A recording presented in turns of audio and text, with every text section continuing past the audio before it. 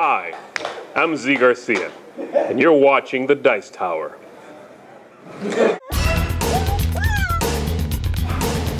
Hi, I'm Eric Summerer, and here's what's coming from The Dice Tower this week. Hey folks, welcome to The Dice Tower for October 14th, 2013. Lots of things going on this week. The best thing for me is that my voice is back, so we have a lot of shows and things I need to get back to recording. Last week we were supposed to start the top 100 games of all time. Because my voice went out, wasn't able to happen. This week, the top 100 games of all time, I will be starting it, and I will be joined by Sam and Z, who will be there to either encourage me on my choices or criticize them severely. So you'll have to watch that as that comes out this week. There's a possibility you'll see Melody's Top 100 start this week, but that might wait till the following week. There's all sorts of things. You'll probably see another top 10 list this week. I'll continue to People's Choice Top 100 live, so watch our YouTube channel for when that will be launched. That will probably be late Friday night this week. So all those things are going on. Meanwhile, let's get to the news.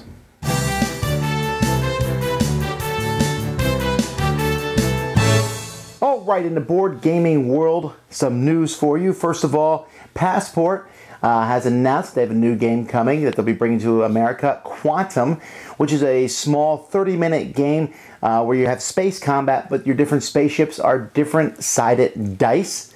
So that sounds interesting. Flatline Games, if you go to their website, Flatline Games did Twin Tin Bots, which I just reviewed last week. Good game. You should check that out, coming out at Essen. But Flatline Games has a book that you can download and read from the website. They add a chapter every once in a while about game publishing and design. Fantasy Flight has released more information on their Disc Wars re-release in the Warhammer universe. Disc Wars is an interesting game where the discs move by you flipping the discs over. It's an interesting idea. I've never played the original one. I look forward to trying out this new one. Z-Man Games has given us some more information about their upcoming game Russian Railroads and how the locomotives work in that. You can find that out at the Z-Man website. On Kickstarter, there's a few interesting games. We have Pedante Poker, or Panda Poker. Maybe it's Panda, and I don't know how you pronounce that. But it's from Serling Games, and it's one of their characters in their fighting games is a panda who likes to play poker. He's actually my favorite character to use in their games. So they have this Panda Poker game, which is kind of like Texas Hold'em Poker, they said, but very different in ways. There's no elimination, there's no folding. You'll have to check out the Kickstarter to find out more. Run, Fight, or Die, from Jason Maxwell, designed by Richard Launius, is on Kickstarter now about what do you do when the zombies come? Do you run, fight, or die? You should see a preview from me hopefully this week for that. Wise Guys, game of the bluffing and deduction. I don't know, I just like the gangster theme, so anytime someone makes a game about that, I'm happy. And let's see, Upper Deck has made Marvel Legendary, a game that's very popular. Now they announced at Gen Con that they'll be making an Aliens version of that, Aliens Legendary, which is kind of compatible, but it's its own game also. But they announced that they have the licenses for not only Alien, but Predator and Firefly, and that they'll be making trading card games with them. I don't know if that's going to be Legendary games, or whether these will be completely new games, but Firefly fans should be happy, and maybe we can see some Alien vs. Predator type games.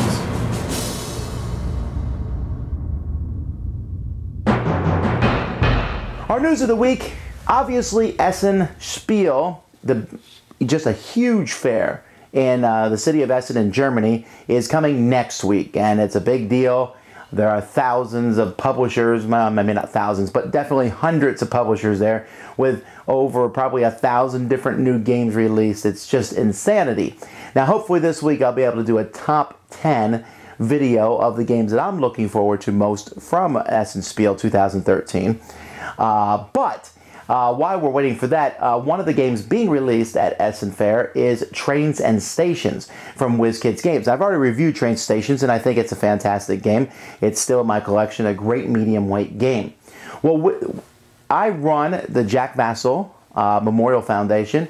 Jack Vasel Memorial Fund, it was started, and you can look at jackvasel.org to find out how it got started and what happened there. but it helps gamers in their time of need. WizKids has said that they will donate $2 to this fund every time someone buys a copy from either their booth or the Asmodee booth. This is a conjunction between WizKids and Asmodee at the Essen Fair, and you just got to say you heard about Trains and Stations from the DiceTower.com. So do that for us. I appreciate that. That helps out the fund, and you're getting a really good game. So if you stop by their booths at the Essen Fair, please mention that. Helps out the Jack Vasel Fund, and that's our news of the week.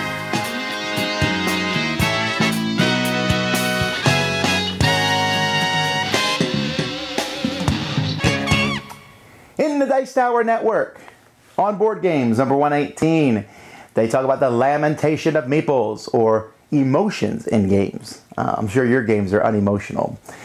Rolling Dice, number 24, they talk about several reviews of games, X-Wing, Pathfinder, Lords of Waterdeep. Plaid Hat, number 109, talks about the barrier to entry in the hobby industry. How high is it? What's it like? Party Gamecast talks about horror party games, which almost sounds like an oxymoron, but it's not. Flip the Table, number 39, they talk about Spy vs. Spy. Remember from Mad Magazine? They always take a look at kind of junky games. Is it junky? Find out. Snakecast, they talk about analysis paralysis in games, that thing that freezes people up where they think forever. Game Pit has released 14.2, where they do a preview of the Essen Spiel. Happy Mitten, number 14, where they talk about game mechanisms in games. And Board Game University, which is coming out this Thursday. I'll be talking to Aldo Ghiazzi, where he talks about the distribution, a little bit about how to get games into the hobby and the difficulties of that. Some very frank, open talk. You'll enjoy it. And Dice Tower, number 326, we'll be doing an Essen preview. I take a quick look at 22 games in so many minutes. Eric talks about some more games. There's a lot coming out in that, and that's coming out this Tuesday.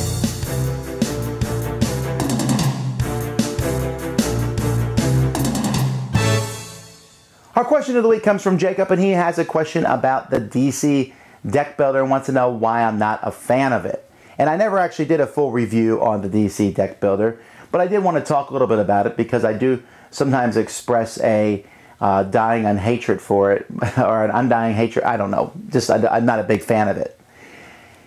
I like the deck building mechanism. It's a great mechanism. It came out in Dominion, and it's very obvious that Dominion has almost little to no theme. But the mechanism was great of building your own deck. Other games copied on it. Thunderstone added a theme, which I enjoyed quite a bit.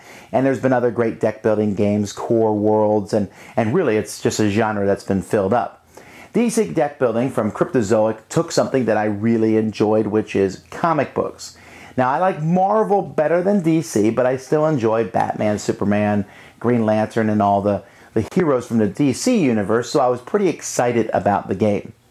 Now, the DC deck building game is essentially a refined, easier version of Ascension. And Ascension is a game that I said, when I first played it, I said, it seems kind of simple, but it's okay. But the more I played it, the more I got to like it. Now, DC deck building, I played multiple times, and I've seen it just have a huge success. And part of that success is because it's comic books, and it's very easy to get into. The artwork is phenomenal for the game. It looks really good.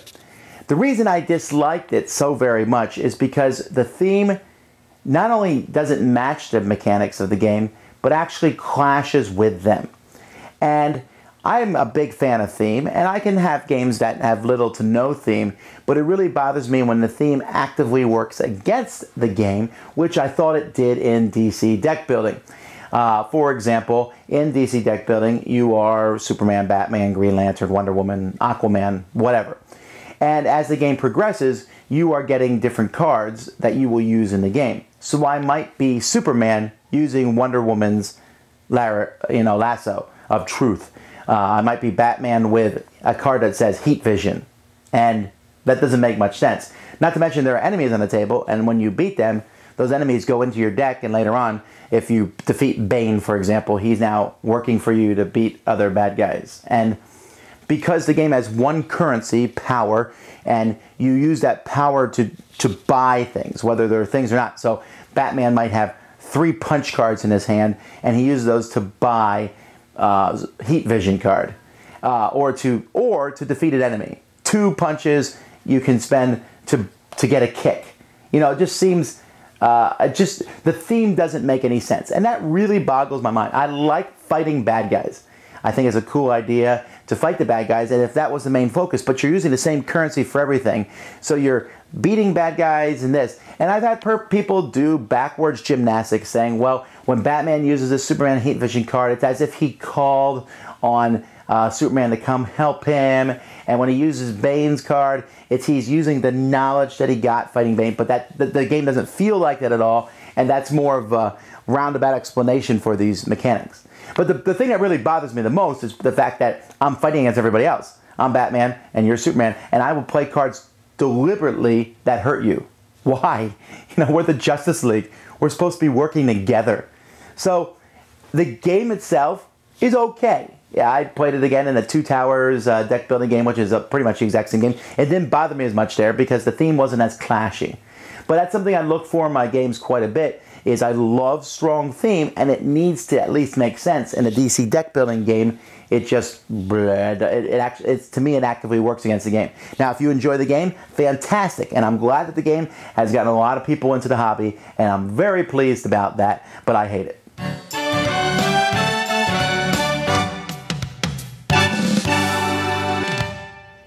For reviews this week, you're going to see several reviews from my contributors and some from me.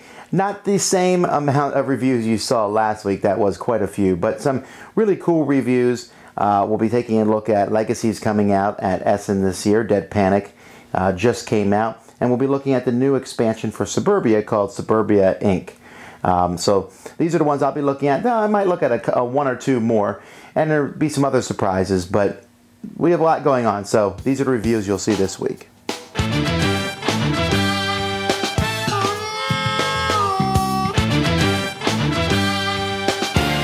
Once again, we look at another shelf in my collection and see why I keep the games there that I do, why they've stayed in my collection. Vabank is a rarer game, which I wish someone would reprint, by Bruno Feduzzi and Leo Calavini. Super fun, bluffing game, guessing, and tons of money handed out. Then I have the entire 10 Days series here. Americas, USA, Asia, Africa, and Europe. All of them play exactly the same, but they're lots of fun. I don't even mind, you know, once in a while when I'm in the mood to mix them all and play 50 days around the world, because you actually can do that with these games. They're great gateway games, and I might do a video review on them soon. Then here we have Carcassonne the City. This is one of the best versions of Carcassonne. Comes in a wooden box. I like Carcassonne, but this one is really spectacular. And then For the Crown mixes a deck building game with chess. You would think that's a horrible combination, but For the Crown is actually quite a good game. So a small, I mean, just a few games, but ones I'll be keeping for a while.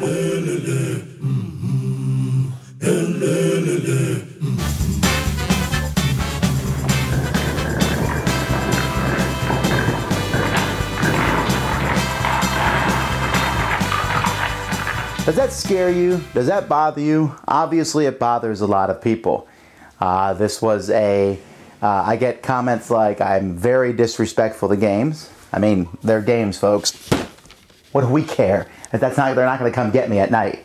You know, that it physically hurts people and such. And so the reason I started doing this a long time ago was that I had a slow motion feature on my new camera I got, and I was like, oh wow, that'd be neat to see a game bouncing around. I've always liked those slow motion things that they show when they show a balloon pop in slow motion. Now I don't have one of those 1,000 frames a minute cameras. Now be glad I don't, because if I did, I would be using those to record my drops. And I started doing it, and I just thought it was funny, and I've always liked to do things that were interesting like that, and now it's become kind of a signature piece. But what is it like to do a component drop? Let me show you. Now this here is my table. Now this is a Geek Chic table, which has a raised edge all around it, but I don't actually, we'll talk about this table more in detail later, but before I had this table, I built a wooden frame that I would put on the table. So I get my game. Let's say I have this game, Orange Box of Gaming Goodness. Okay, there's a new game that just came out, the Orange Box of Gaming Goodness. And in this I have lots of components. So what I will do is I'll take all those components out of bags, everything, and put them in the box. Just everything in a big pile. If there's a bunch of cards, I'll take those cards and put those in a big pile, and I usually have those in my hand because I'm really trying not to injure the components of the game. So what I will do then is I will take that camera, the thing that you're looking at of, and I will focus it on a very specific spot on the table. I'll usually put one piece there so that there's a focus and also so that I know where the middle of that is. And then I'll take the thing and I'll place it maybe here. It depends what the game is. Let's say the game is all marbles. Then I'm dropping it from super high if it's mostly dice. But usually I drop them from right about here. Okay? And you can see that that was pretty cool, but all the pieces are here on the table. Now, the most unfun part of these component drops is the fact that when it's over then, I have to sit around and sort and clean it out. But I was going to sort out the game anyway after I got it, so it's usually not a big deal. I usually do component drops before I even play the game. Like I said, when I first get it, component drop, then sort it out and put it away. It does take some time, but maybe I'll watch a TV show or something while I'm doing it. Sometimes my kids help me, but since it's a school year right now, it's mostly me who cleans up after these. And like I said, it's not the most fun thing, but it's worth it, I think, for the component drop. Now, because the pieces are being dropped from here, I mean, really, pieces in games are durable. Now, there are some games that have pieces that can be break, but for the most part, I mean, pieces are durable. Wooden pieces, plastic pieces. Cards, not so much, but when I drop cards, I kind of drop them so they land sideways, so they don't hit their corners and dent their corners. Sometimes they do, you know, hit the corners a little bit, but I don't really care that much because it's a game. But this looks a whole lot less intimidating when you're far away.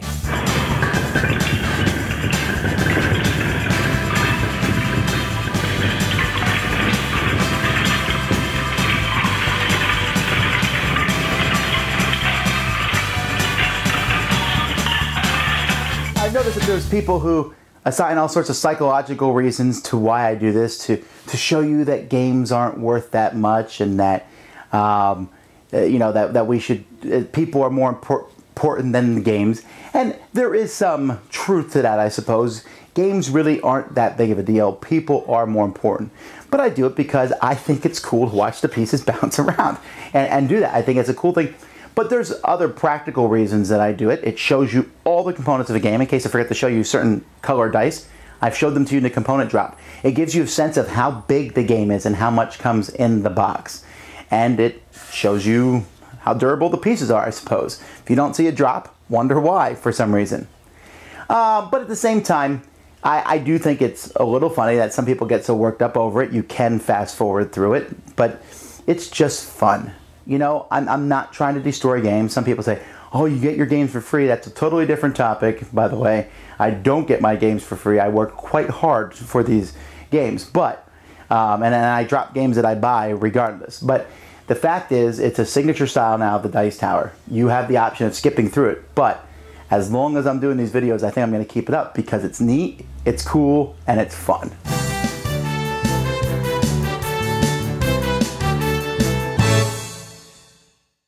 Well, that's it for this time, folks. You can find out all about the Dice Tower at dicetower.com. Don't forget, if you'd like to support the Dice Tower, you can find that information out at our website. If you like Mage Wars or Robinson Crusoe promo cards, we have both of those and more Dice Tower dice that you can get. Also, if you're interested in getting a Dice Tower for 2013, 2013 is coming to an end and we won't be making those specific towers anymore. So if you'd like to get one of those, please email me and I'll tell you how you can do that. Well, it's time to get back to reviews, top 100 lists, SM preview, all sorts of things that are coming out. It's a very exciting time. Just wait to see what comes out on our channel. Until next time, I'm Tom Vasel, and you've been watching the Dice Tower. To find out more about all of our podcasts, check out dicetowernetwork.com. To see a listing of our videos, head to dicetower.com. We'd like to thank our sponsor, Cool Stuff Incorporated, where you can buy games for great prices. Cool stuff in stock.